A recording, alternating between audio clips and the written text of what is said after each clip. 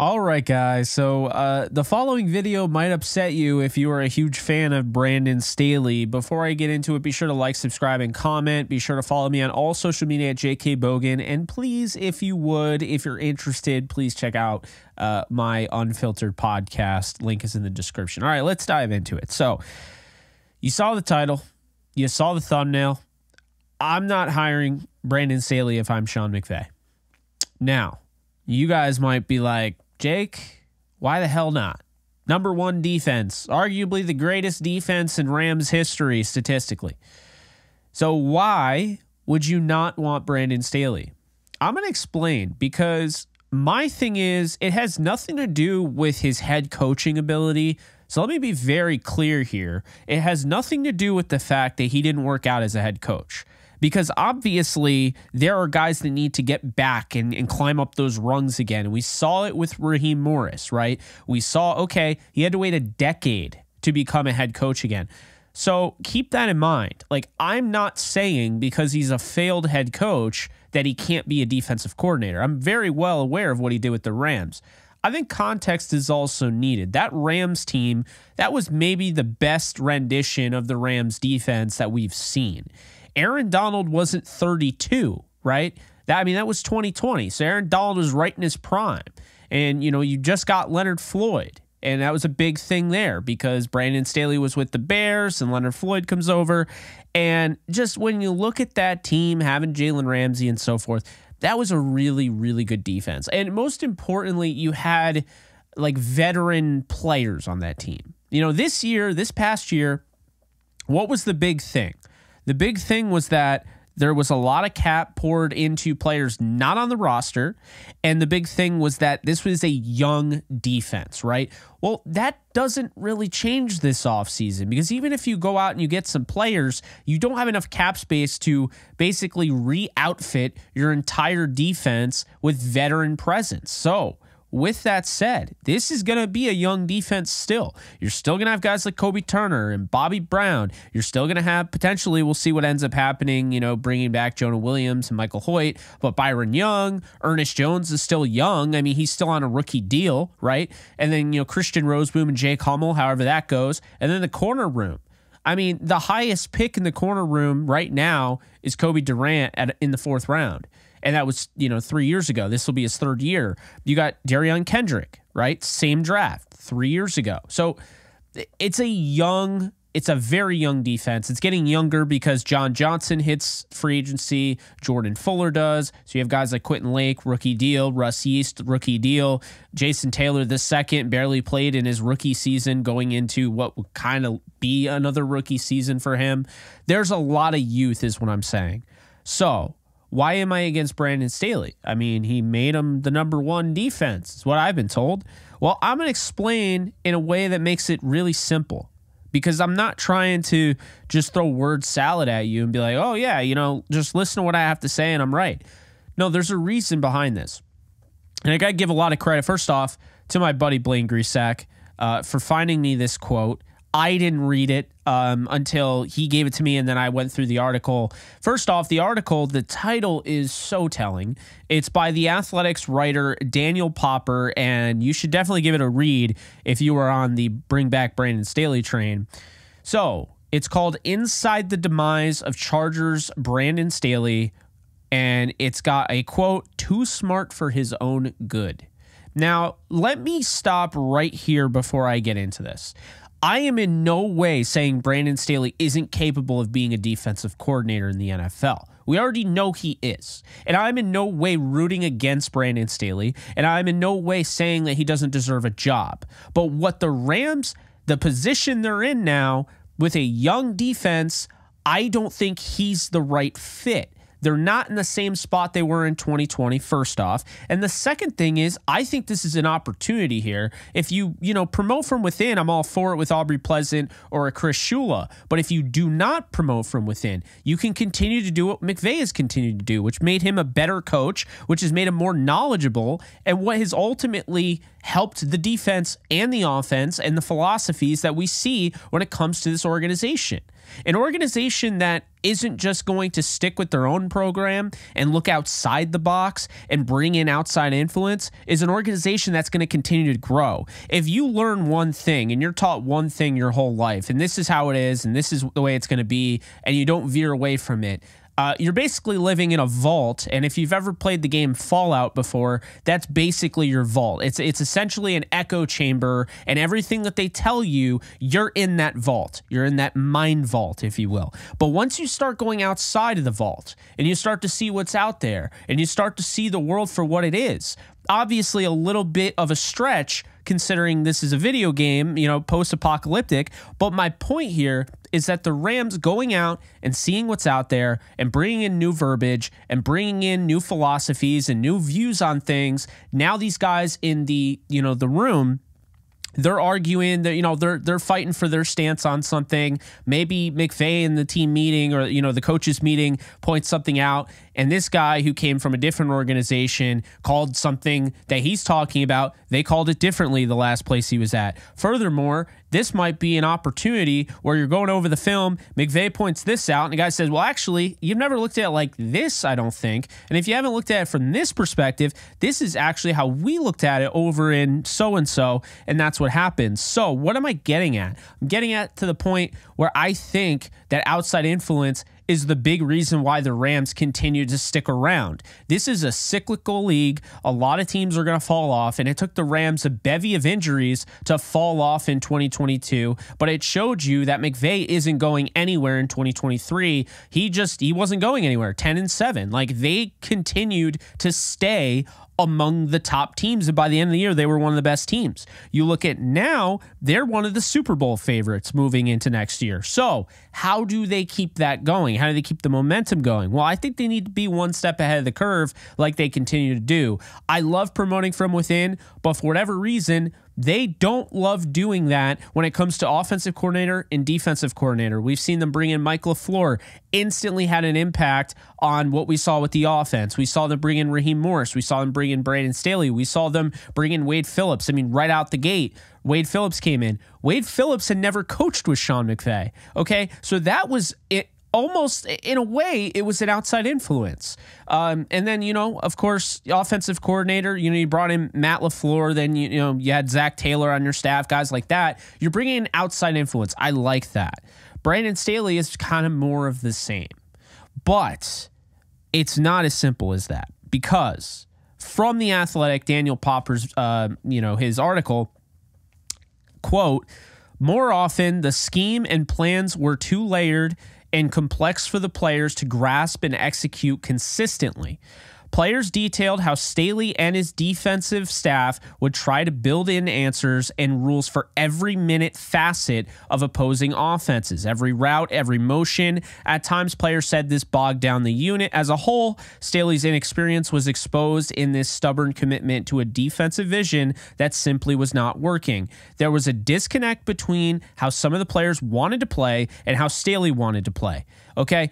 This is a beautiful quote. And again, I am not trying to turn Staley into a punching bag, but I see history is repeating itself if the Rams hire him, because you know what I see here? Josh McDaniels, we know, is a really good offensive coordinator. You might not like him as a head coach. He's a good offensive coordinator. We'll at least give him that.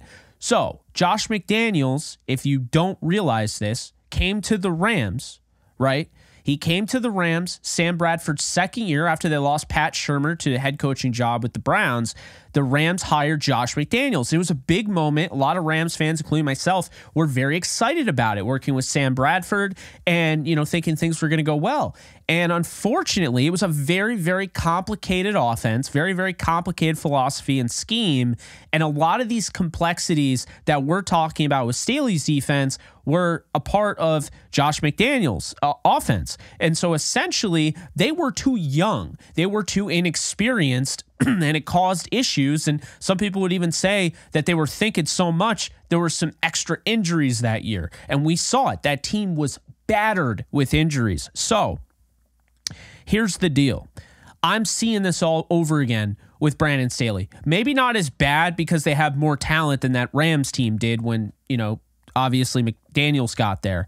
but it's similar. Do not discount and discredit this team, but also don't act like this defense, albeit at times they showed you some really good things last year, isn't somewhat inexperienced. They're a young defense, okay? And that's really what it comes down to. They're a young defense who's losing their defensive coordinator, and your hope is essentially, let's bring in a guy who had the number one defense in 2020 when they were a much more veteran-led defense. So this is what I'm going to say, okay? With the Rams, Brandon Staley was first in yards, first in points allowed. That's number one. That's not the most points allowed. That's the fewest. So number one in the league in yards, number one in the league in points, number three in rushing yards allowed, number four in rushing touchdowns, number three in yards per attempt rushing, and number four in yards, number four in carries. So this team was stifling teams and taking them out of their rhythm, and they would abandon the run.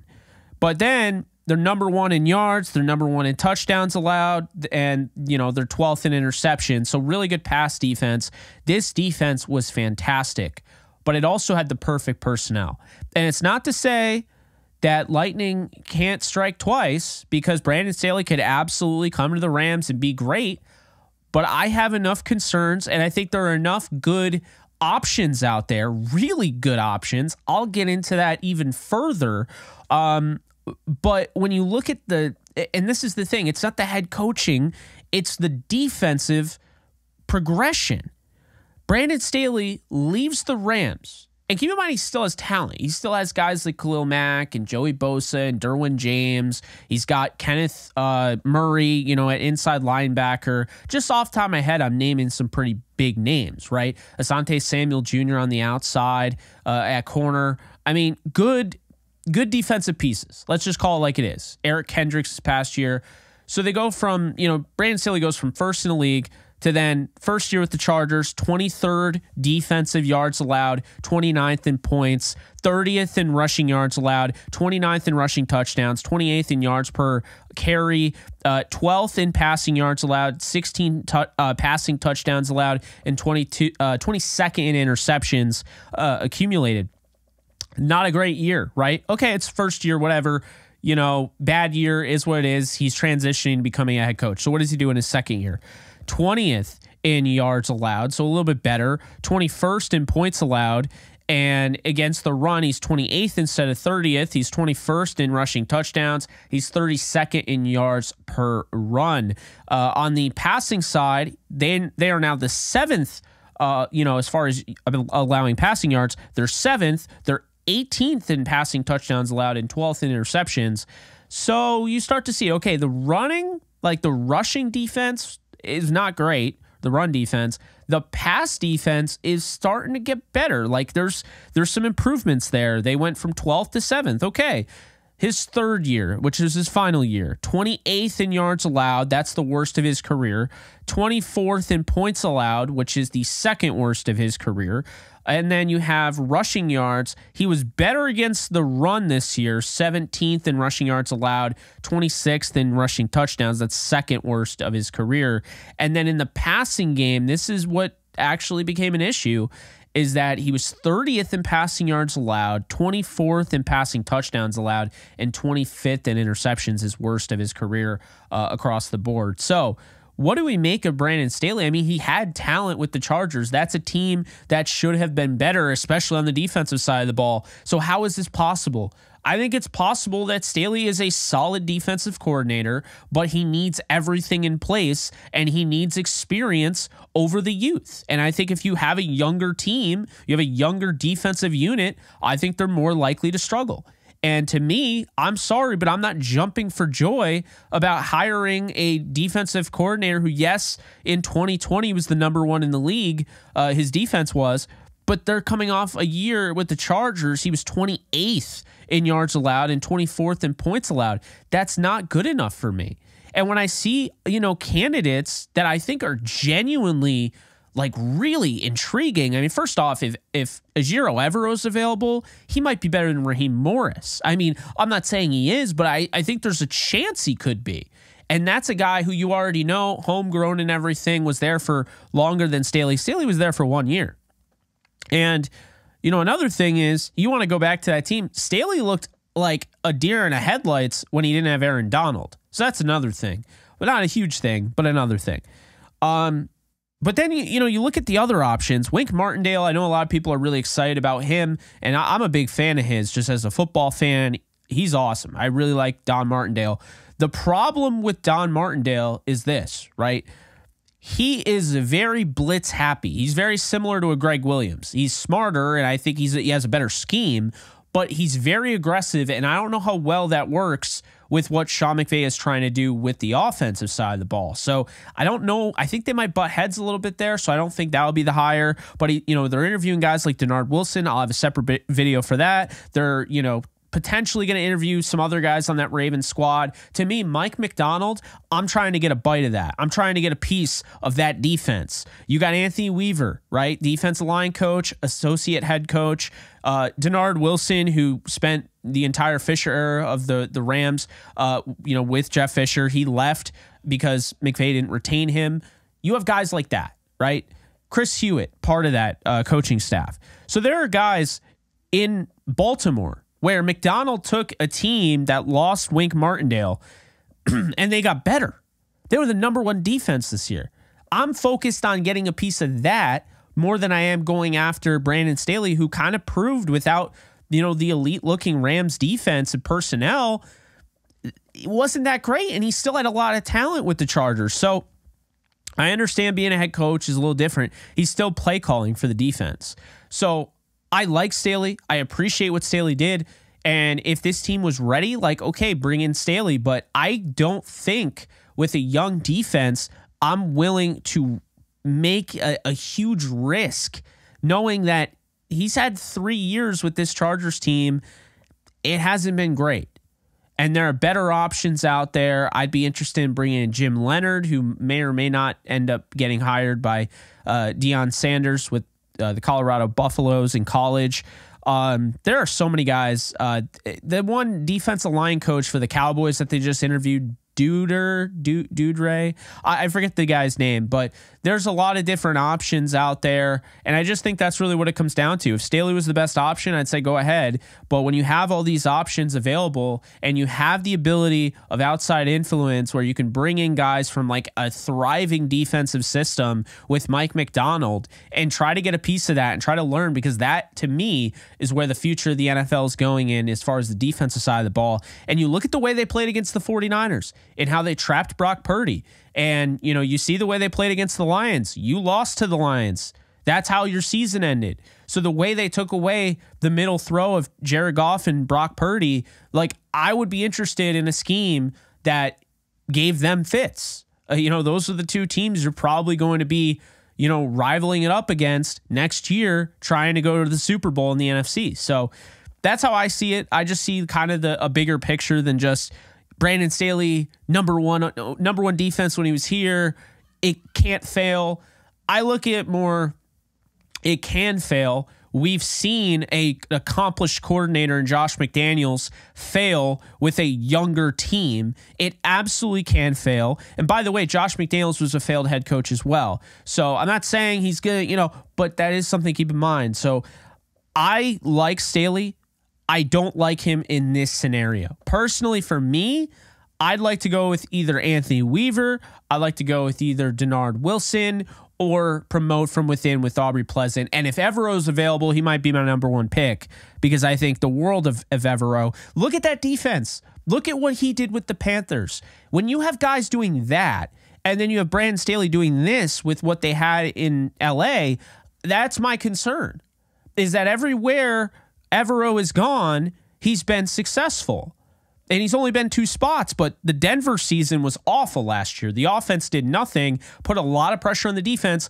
Look at the defense last year. That was a really good defense. Now you look at Carolina, it was the same damn thing. Offense putting a ton of pressure on the defense. Defense was still close to top 10, if not top 10, in majority of the categories. So that's a hell of a job by Evero, who probably should be a head coach. But if Seattle doesn't hire him and say Canales, the new head coach for the Panthers, they want to move on, by all means, I'd bring Evero on. I think he'd be the #1 choice, and he should be over Brandon Staley. So that's how I see it. If you don't, I understand, but that's my plea to you guys, why I feel like I do the way I do. But hope you guys enjoyed.